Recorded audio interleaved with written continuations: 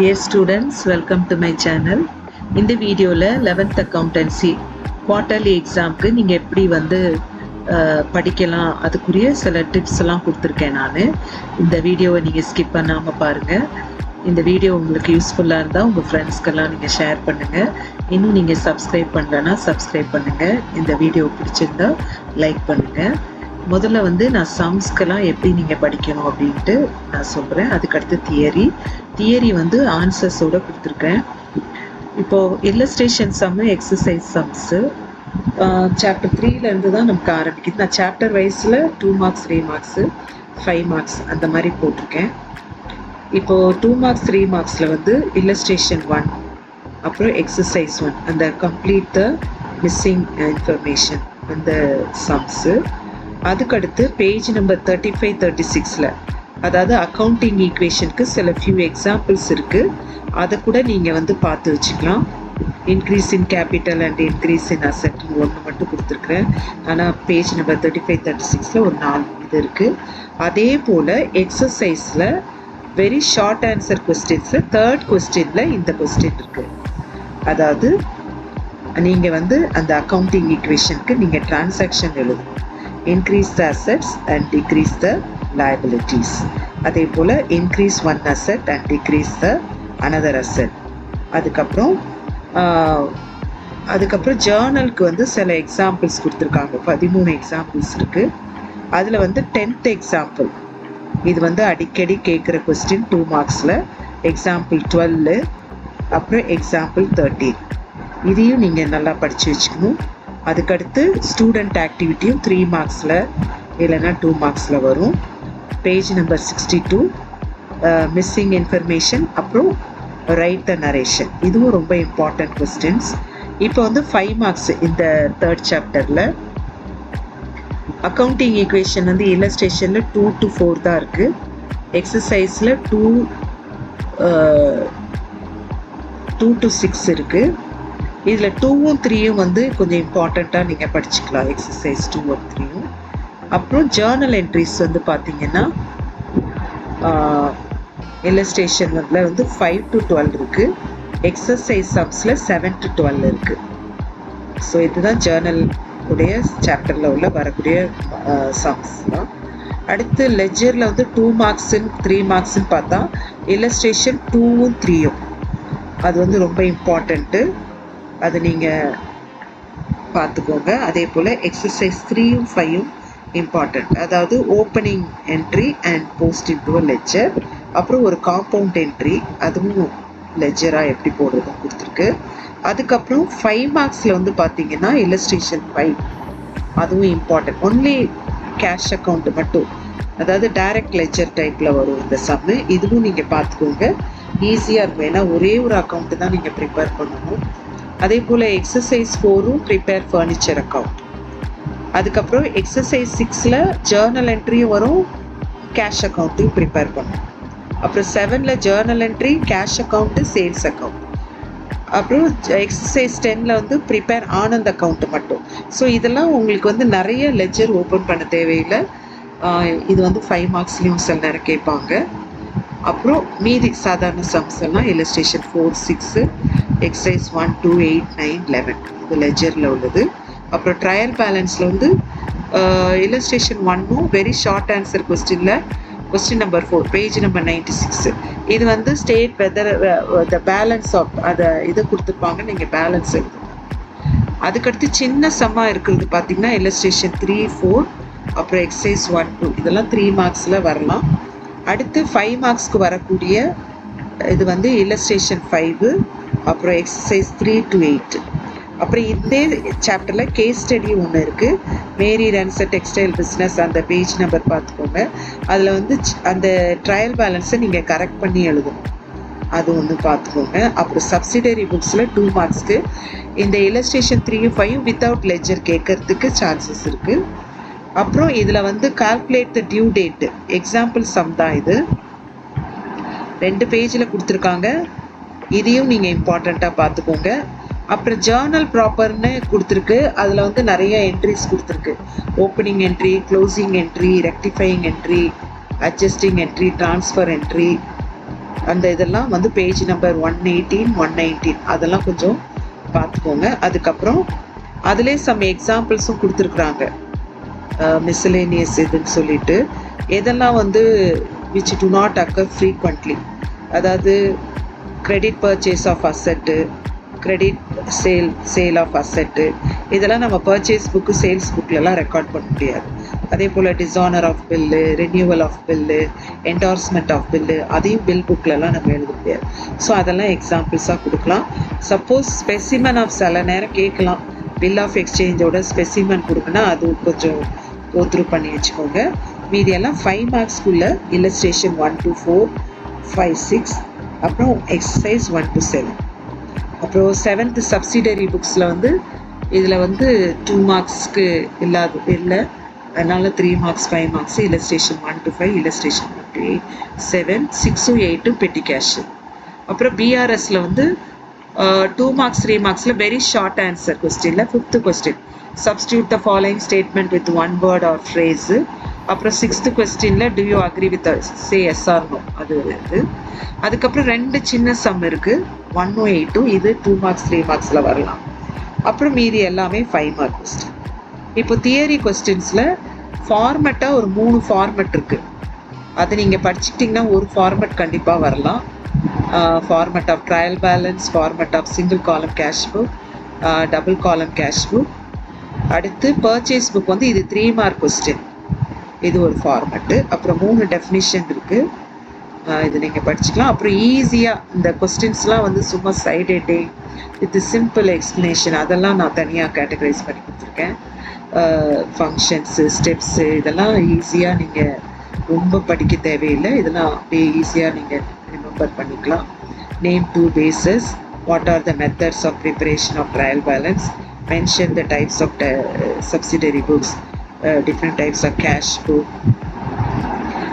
state the 2 causes of disagreement, give any 2 expenses which may be. இதெல்லாம் ரொம்ப ஈஸியாக நீங்கள் வந்து படிக்கலாம். இதெல்லாம் சாதாரண இது. அக்கௌண்டிங் கான்செப்ட்ஸ் கேட்கலாம். அப்புறம் இந்த கான்செப்டில் வந்து ஏதாவது ஒரு கொஸ்டின் வந்து 3 மார்க்ஸில் வர்றதுக்கு இல்லைன்னா 2 மார்க்ஸில் வர்றதுக்கு சான்சஸ் இருக்குது. ரியலைசேஷன் கான்செப்ட், டிஸ்க்ளோஷர், இதெல்லாம் நீங்கள் கொஞ்சம் அண்டர்ஸ்டாண்ட் பண்ணி கொஞ்சம் ஓன் வேர்ட்ஸில் எழுதலாம். அதாவது நம்ம வந்து அசட்டெல்லாம் வந்து எனி சேஞ்ச் இந்த வேல்யூ நம்ம ரியலைஸ் பண்ண பிறகு தான் எழுதணும்.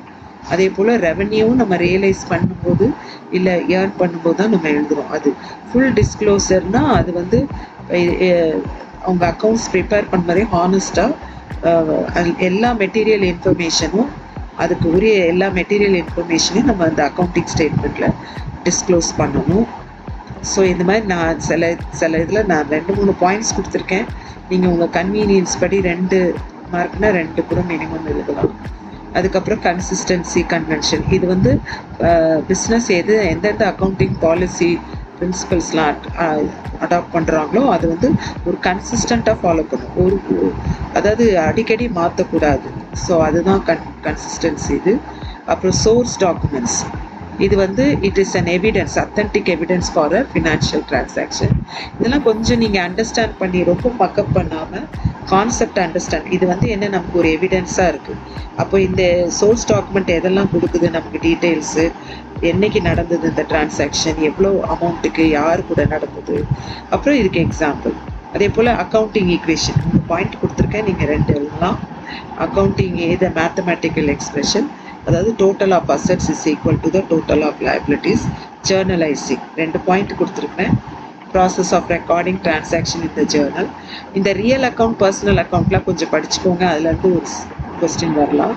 ரியல் அக்கௌண்ட்னா என்னது? It is account related to tangible intangible property position of real or called இது பிஸ்னஸ். ஓகே. பர்சனல் அக்கௌண்ட் வந்து accounts related to a person. அப்புறம் நாமினல் அக்கௌண்ட்னா என்னது? Account related to expense, loss, revenues, gains, இந்த மாதிரி. அப்புறம் கோல்டன் ரூல்ஸை படிக்க மறந்துடாதீங்க, அது கண்டிப்பாக வரும். அப்புறம் லெஜரில் சின்ன சின்ன கொஸ்டின்ஸ் இதெல்லாம் இருக்குது. டெபிட் பேலன்ஸ்னால் என்னது? டெபிட் சைடு வந்து ஹையர் டோட்டலோடு இருந்ததுன்னா அதுதான் டெபிட் பேலன்ஸ். கிரெடிட் பேலன்ஸ்னால் கிரெடிட் சைடு ஹையர் டோட்டலோடு இருந்தால் credit balance. Balancing of an அக்கௌண்ட்னா என்ன? இந்த 2 டெபிட்டையும் இதையும் நம்ம என்ன பண்ணுறோம்? டோட்டல் பண்ணுறோம். அதனுடைய டிஃப்ரென்ஸை வந்து எந்த சைடில் வந்து லெஸ்ஸர் டோட்டல் இருக்கும், அந்த சைடில் பேலன்ஸ் கேரி டவுன் போட்டு எழுதுகிறோம். ஸோ இந்த மாதிரி கான்செப்டை நீங்கள் அண்டர்ஸ்டாண்ட். பர்ச்சேஸ் புக்குனா என்ன? அது வந்து subsidiary book. It records only the credit purchase of goods. It will not record credit purchase of asset, cash பர்ச்சேசஸ்லாம் இதில் வராது. அதே போல் பர்ச்சேஸ் ரிட்டர்ன்ஸ்னால் என்னது? It records the transaction related to return of previously purchased goods. இப்போ sales புக்குனா என்னது? It records all credit sale of goods. Sales ரிட்டர்னா என்னது? It is related to goods return by the customers. Debit நோட்னா என்னது? It is sent to the person to whom goods are return. நம்ம return பண்ணும்போது கொடுக்குறோம். அதில் என்ன இன்ஃபார்ம் பண்ணுதுன்னா சப்ளையரோட அக்கௌண்ட்டு டெபிட் ஆகிருக்கு, எவ்வளோ வேல்யூ ஆஃப் குட்ஸ் ரிட்டர்ன் பண்ணமோ அது. அப்புறம் கிரெடிட் நோட்டு. இது மாதிரி நீங்கள் டாக்குமெண்ட், பில், ஸ்டேட்மெண்ட்னா அது ஒரு பாயிண்ட் ஆகிருக்கும். அப்புறம் கிரெடிட் நோட்டு வந்து செல்லர் வந்து ப்ரிப்பேர் பண்ணி பையருக்கு அனுப்புகிறாரு. அதில் என்ன சொல்கிறாரு? Buyer account is credited in respect of goods return. அப்புறம் ஜேர்னல் ப்ராப்பர்னா என்னது? எந்த டிரான்சாக்ஷனுமே இந்த கேஷ் புக்கு, பர்ச்சேஸ் புக்கு இதில் ஃபிட் ஆகலையோ அதையெல்லாம் நம்ம என்ன பண்ணுறோம்? ரெசிடியூரி புக்கு, அதாவது ரிமைனிங் புக். இதெல்லாம் தவிர ஒரு புக்கு இருக்குது, இது இதில் எதுவுமே ஃபிட் ஆகலைன்னா அந்த புக்கில் நம்ம எழுதிடலாம். ஓப்பனிங் என்ட்ரினா என்னது? கரண்ட் இயரோட பிகினிங் பேலன்ஸ், அதுதான் இதனுடைய. இந்த மாதிரி நீங்கள் கொஞ்சம் அண்டர்ஸ்டாண்ட் பண்ணி இன்வாய்ஸும் இது வந்து இட் இஸ் நோன் பாப்புலராக நம்ம பில்லுன்னு சொல்லுவோம். It is a document, bill or statement prepared by seller and send it to the buyer. இது என்ன டீட்டெயில்ஸ் கொடுக்கணும்? எவ்வளோ குட்ஸ் சேல்ஸ் பண்ணியிருக்கோம், எவ்வளோ குவான்டிட்டி, குவாலிட்டி, ப்ரைஸ். இது கேஷ் புக்கும் அதே போல் தான். It records only the cash transaction. இப்போ எல்லாமே நீங்கள் மறந்தால் கூட இதை நீங்கள் அண்டர்ஸ்டாண்டிங் வச்சு நீங்கள் வந்து என்ன பண்ணலாம்? கீவேர்ட்ஸ் எழுதலாம். டெபிட் சைடில் cash receipts and cash payments. அதுவும் இது வந்து நம்ம டைரெக்டாக இதில் ரெக்கார்ட் பண்ணுறதுனால ஒரிஜினல் என்ட்ரி, ப்ரைம் என்ட்ரின்னு நம்ம சொல்லுவோம். அப்புறம் சிம்பிள் கேஷ் புக்னா ரெண்டு சைடும் ஒரே ஒரு அமௌண்ட் காலம் தான் இருக்கும், அதுதான் single column cash books. Double காலம்னா ரெண்டு அமௌண்ட் காலம் இருக்கும், டெபிட்டும் கிரெடிட் சைடில். 3 காலம்னா 3 அமௌண்ட் காலம் ஆன் போத் சைட்ஸ். அப்புறம் கேஷ் டிஸ்கவுண்ட் எதுக்காக அப்படின்னா வேகமாக வந்து பையர் வந்து பேமெண்ட் பண்ணணும், இயர்லியஸ்ட்டாக பண்ணணும் அப்படிங்கிறதுக்கு தான் நம்ம இது பண்ணுறோம். எவ்வளோ டைம் ஏர்லியராக பண்ணுறாங்களோ அதை டிபெண்ட் பண்ணி discount will be there. And இது வந்து டிஸ்கவுண்ட்டை நம்ம ரெக்கார்ட் பண்ணுவோம். Trade discount encourage the buyer to buy more quantity of goods. At the time of buying we allow, it is not recorded. Petty cash புக்னா என்னென்னா இந்த பெட்டி பேமெண்ட்ஸ் எல்லாம் அதுவும் ரிப்பிட்டேட்டிவ் நேச்சராக இருக்கிறதெல்லாம் தனியாக நம்ம மெயின்டைன் பண்ணி அதுக்கு ஒரு தனியாக பர்சன் வந்து இன்சார்ஜாக இருக்கிறாரு. அப்புறம் பேங்க் ஓவர் டிராஃப்ட்னா when the business is not having sufficient balance அக்கௌண்ட்டில் இல்லைன்னா it can borrow money from the bank. So அதுதான் ஓவர் ட்ரான் இந்த அமௌண்ட் ஃப்ரம் பேங்க். அப்புறம் பேங்க் ரிகன்சிலேஷன் ஸ்டேட்மெண்ட்னா இந்த ஸ்டேட்மெண்ட் வந்து ரிகன்சைல் பண்ணுது. எப்போதுமே கேஷ் புக்கோட பேலன்ஸும் பேங்க் ஸ்டேட்மெண்ட் பேலன்ஸும் டிஃப்ரென்ஸ் இருக்கும். அதை ரீகன்சைல் பண்ணி என்ன ரீசன் அப்படின்னு எவ்வளோ அமௌண்ட்டு டிஃப்ரென்ஸ் இருக்குங்கிறத இது பண்ணுறது. இப்போ வந்து இதில் டிஃப்ரென்ஸ் பிட்வீன் வந்து ரெண்டு இது வந்து புக் பேக் கொஸ்டின் இருக்குது, ஜேர்னல், லெட்ஜர், அதுக்கடுத்து cash discount and trade discount. இன்னொன்று வந்து கொஸ்டினில் இல்லை, பட் ஆனால் மேபி புக் இன்சைடாக கேட்கலாம். பேஜ் நம்பர் 17 இருக்குது, அதை நீங்கள் பார்த்துக்கோங்க. அதுக்கப்புறம் இந்த ஃபர்ஸ்ட் லெசன்லேருந்து பிரான்ச்சஸ் ஆஃப் அக்கௌண்டிங், இது 3 மார்க்ஸ்லையும் கேட்கலாம். இம்பார்ட்டன்ஸ் ஆஃப் அக்கௌண்டிங் 5 மார்க்ஸில் கேட்கலாம். அதுக்கடுத்து வந்து who are the why these parties are interested in accounting information, இது 3 மார்க்ஸில் வரலாம். ரூல் ஆஃப் அக்கௌண்டன்ட்டு 5 மார்க்ஸ்லேயே வரலாம், இல்லைனா 3 மார்க்ஸில் வரலாம். அதுக்கடுத்து வந்து மேட்சிங், இந்த கான்செப்டில் matching concept, going concern concept, only money transaction recorded, இதுலேருந்து கண்டிப்பாக ஒரு கொஸ்டின் வரும் 5 மார்க்ஸில். இதெல்லாம் நீங்கள் கொஞ்சம் படிச்சுக்கோங்க. Accounting records, standards, accounting equation. நான் கொஞ்சம் நிறையவே பாயிண்ட்ஸ் கொடுத்துருக்கேன். 3 மார்க்குன்னா நீங்கள் 3 or 4 பாயிண்ட்ஸ் எழுதலாம். வாட் இஸ் அன் அக்கௌண்ட்டு, இந்த பர்சனல் அக்கௌண்ட், இதெல்லாம் நீங்கள் படித்ததெல்லாம் நீங்கள் இதில் கம்பைன் பண்ணி எழுதணும். நேச்சுரல் பர்சன் அக்கௌண்ட்னா accounting related to natural person. அப்புறம் account related to artificial person. Artificial பர்சன்னா நம்ம என்ன இங்கே to the person other than human being, and it is recognized by law as a person. Representative na இது represent natural person represent பண்ணலாம், artificial or group of person represent பண்ணலாம். இந்த மாதிரி நீங்கள் படித்து எழுதலாம். இந்த பர்சனல் அக்கௌண்ட்ஸே மறுபடியும் 3 மார்க்ஸ்க்கு 3 பாயிண்ட்ஸோடு வருது.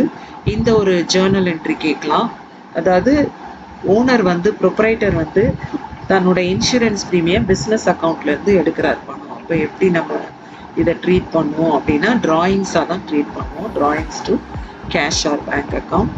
அப்புறம் டபுள் என்ட்ரி சிஸ்டமு, அதனுடைய அட்வான்டேஜஸ்ஸு, ஸோ லெட்ஜர், அதனுடைய யூட்டிலிட்டிஸ், இதெல்லாம் 3 மார்க்ஸில் வரக்கூடிய கொஸ்டின்ஸு. இல்லைனா சம்டைம்ஸ் 5 மார்க்ஸில் வரும்.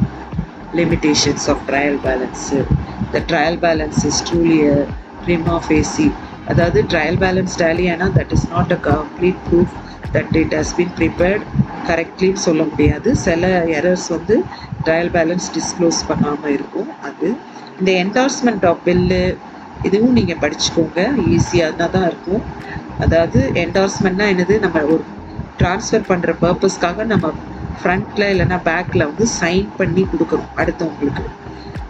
அதுதான் என்டார்சிங். இப்போ வந்து டிஸ்கவுண்டிங் பில்லுனா, இப்போ ஹோல்டர் ஆஃப் த பில்லுக்கு பணம் தேவைன்னா you can go before the due date முன்னாடி பேங்க்கு கிட்ட போய் அவங்க என்ன பண்ணிக்கலாம், என்கேஷ் பண்ணிக்கலாம் பை டிஸ்கவுண்டிங் த பில். அதே போல் advantages of maintaining petty cash flow, treatment of discount, contra என்ட்ரியும் உங்களுக்கு வந்து இம்பார்ட்டண்ட்டு. Contra means opposite.